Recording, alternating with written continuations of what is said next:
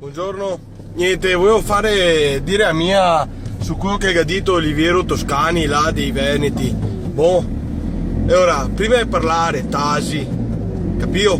Che il nostro accento non è un accento mona che non ti sia altro, la nostra è una lingua che dura da quasi 1000 anni e anche poco più. Boh, e ora, gli altri potremmo essere anche imbriagoni, gli altri. Ok?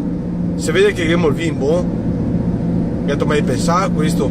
E comunque ti ricordo che se non che fosse il Veneto, su sto paese dei pagliassi, estivai a sta ora sarebbe già sprofondata un tocco. E ti ricordo che qua è nato Roberto Baggio, Federica Pellegrini, Alessandro Del Piero e Miki Biasion e che ne sarà che adesso non mi viene a mente che ne sei in una montagna. E ora, prima di parlare, Tasi, e spero che non ti metti mai più piede qua, perché questa non è casa tua, abbiamo capito? Questa non è casa tua, questa è casa mia, ok?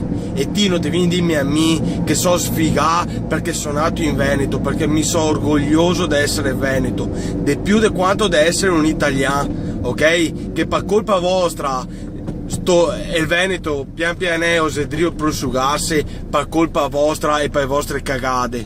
Va buon? Viva il Veneto e viva sempre San Marco.